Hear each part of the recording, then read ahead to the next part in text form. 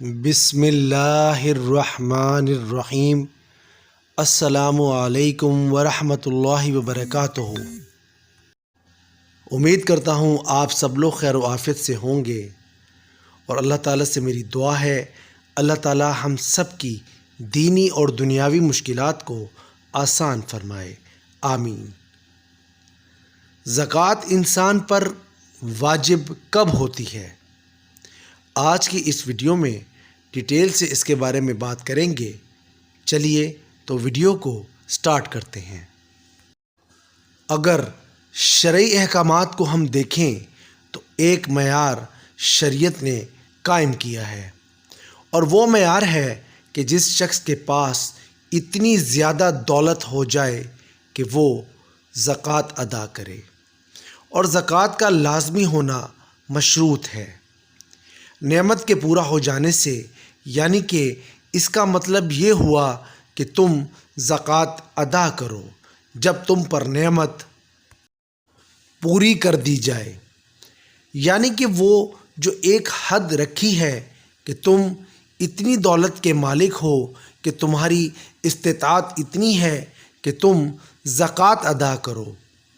یعنی تم پر نعمت پوری کر دی گئی ہے، اور اس کے بعد انسان کے اوپر جو نعمتوں کی بارش ہوتی ہے انسان اس کا تصور بھی نہیں کر سکتا، اور پھر انسان ان نعمتوں کا شکر ادا کرتے ہوئے زکوٰۃ کو ادا کرتا ہے۔ یہ بات تو انسان کے لیے قابل غور بھی ہے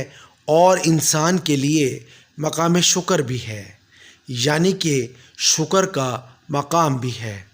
کہ اللہ تبارک و تعالیٰ نے یہ فرمایا ہے کہ میری دی ہوئی نعمتوں اور مال سے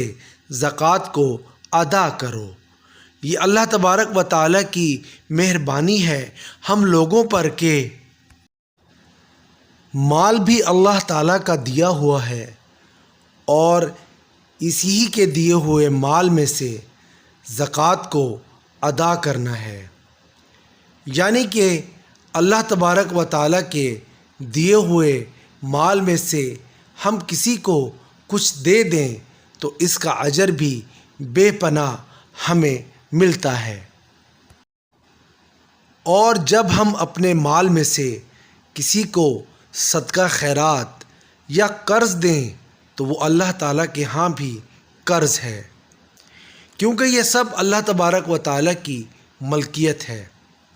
اور رب نے یہ خود بھی کہا ہے کہ میرے دیے ہوئے مال میں سے خرچ کرو۔ اللہ تبارک و تعالیٰ کا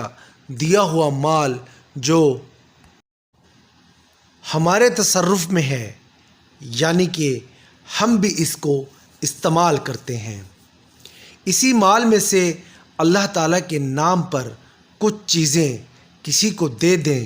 تو اللہ تعالیٰ کے ہاں قرض ہوگا، اور یہ سخاوت کی انتہا ہے۔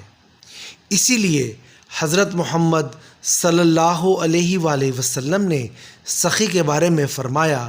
کہ سخی جنت کے قریب ہوتا ہے اور بخیل جنت سے دور ہوتا ہے۔ یہ رب کی سنت ہے اور سنت رسول صلی اللہ علیہ وآلہ وسلم بھی ہے۔ اس دنیا میں حضرت محمد صلی اللہ علیہ وآلہ وسلم جیسا سخی کوئی نہیں آیا۔ عام دنوں میں بھی حضرت محمد صلی اللہ علیہ وآلہ وسلم بے حد سخی تھے، اور اگر یوں اس کو بیان کیا جائے کہ رب تعالیٰ کے بعد سب سے زیادہ سخی انسان حضرت محمد صلی اللہ علیہ وآلہ وسلم تھے، اس کے باوجود کہ رمضان کے مہینے میں آپ صلی اللہ علیہ وآلہ وسلم کی سخاوت بے پناہ بڑھ جاتی تھی۔ یہ جو ہم لوگ سمجھتے ہیں کہ زکوٰۃ صرف روپے پیسے پر لاگو ہوتی ہے، لیکن فقیر یہ نہیں سمجھتا، اس لیے فقیر کو اللہ تبارک و تعالیٰ نے جو کچھ عطا فرمایا ہے وہ ان تمام چیزوں کو اللہ تعالیٰ کی نعمتیں سمجھتا ہے، اور اس کے بعد جو بھی چیز ہے وہ اس پر زکوٰۃ ادا کرتا ہے، وہ اپنے مال کی زکوٰۃ ادا کرتا ہے کہ یہ مال اس کو اللہ تبارک و تعالیٰ نے اپنی نعمتوں میں سے عطا کیا ہے۔ نعمتوں کا شکر انسان کو اللہ تبارک و تعالیٰ کے بہت قریب لے آتا ہے، اس لیے ہم سب کو اللہ تبارک و تعالیٰ کی دی ہوئی نعمتوں کا ہر وقت شکر ادا کرنا چاہیے۔ تو یہ تھی میری آج کی ویڈیو، امید کرتا ہوں آپ کو پسند آئی ہوگی۔ آخر میں چلتے چلتے اللہ تبارک و تعالیٰ سے دعا ہے، اللہ تعالیٰ مجھ سمیت ہم سب کو حضرت محمد صلی اللہ علیہ وآلہ وسلم کی سنت پر چلنے اور اس پر عمل کرنے کی توفیق عطا فرمائے، اور اللہ تعالیٰ سے دعا ہے اللہ تعالیٰ مجھ سمیت ہم سب کے کبیرہ اور صغیرہ گناہ معاف فرمائے، ہم سب کو دنیا اور آخرت کی ہر نعمت سے نوازے، اور اللہ تعالیٰ سے دعا ہے اللہ تعالیٰ ہم سب کو اپنے حفظ و امان میں رکھے۔ آمین ثم آمین یا رب العالمین۔ نیکسٹ ویڈیو تک کے لیے دیجیے گا اجازت۔ اللہ حافظ۔